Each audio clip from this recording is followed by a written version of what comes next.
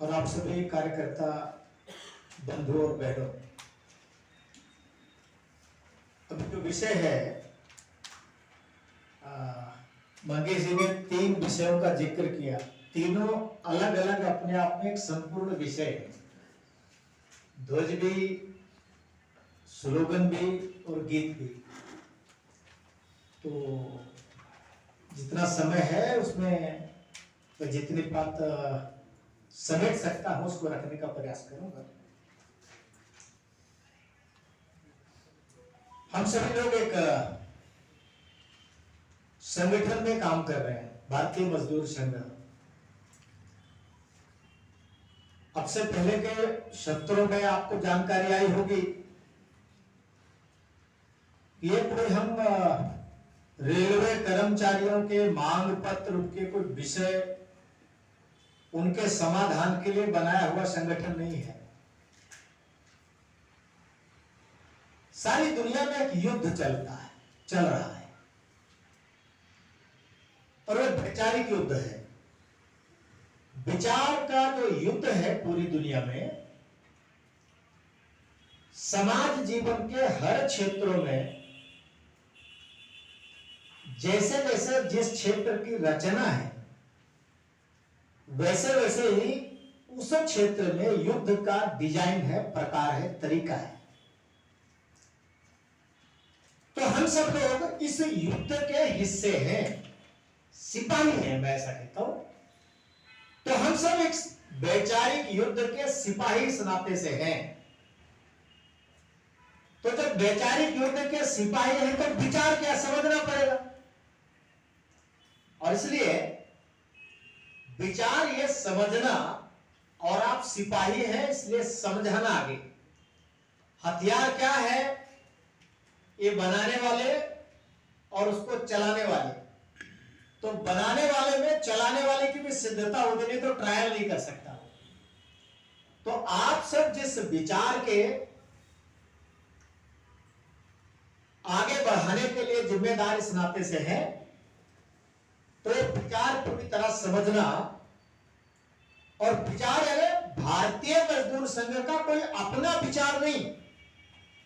कई बार हमको एक गलत फहमी होती है कि संघ की कोई अपनी फिलॉसफी है, संघ है आरएसएस का कोई अपना विचार, या भारतीय मजदूर संघ का कोई अपना विचार। तो हम सबको यह साफ कहना चाहिए, संघ ने या मजदूर संघ ने कोई अपना विचार नहीं रखा।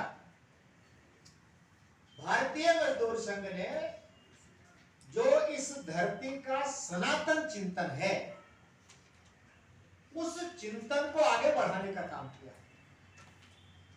भारतीय मजदूर संघ ने, जब हम मजदूर आंदोलन में, मजदूर क्षेत्र में काम कर रहे, तो सामान्यतः एक मान्यता बनी है कि शायद ट्रेड यूनियन का जन्म कार्ल मार्क्स के बाद हुआ, और यूनिवर्सिटीज में स्कॉलर्स को जो पढ़ाया जाता है, जहां जहां डिबेट होती है, तो उन सबको यही बताया जाता है कि मजदूर आंदोलन की उत्पत्ति कार्ल मार्क्स के बाद हुई। मैं भी 2 महीने पहले मुंबई के एक इंस्टीट्यूट में, आचार्य का इंस्टीट्यूट है, उनके लिए मुझे लेक्चर देने के लिए बुलाया था। तो उनका भी विषय था। तो मैंने उनको बताया कि भाई, भारत में ट्रेड यूनियन सनातन काल से, आदि काल से है। तो एंशिएंट ट्रेड यूनियन मूवमेंट क्या है, वो मैं जब जोड़ करके उनको बात बता रहा था कि आज जिन भी बातों का आप जिक्र करते होंगे, वेतन कैसा होना चाहिए, बोनस क्या है, सर्विस कंडीशंस क्या है, ये आज के एचआर के प्रोफेशनल्स और ये सब लोग बताते होंगे कि आज का विषय है। लेकिन हमारे यहाँ इसका रेफरेंस रामायण में मिलता है, महाभारत में मिलता है, हमारे वेदों में मिलता है। मतलब सनातन काल से भारत में सामूहिक रूप से मिल करके आवाज उठाने की परंपरा रही है।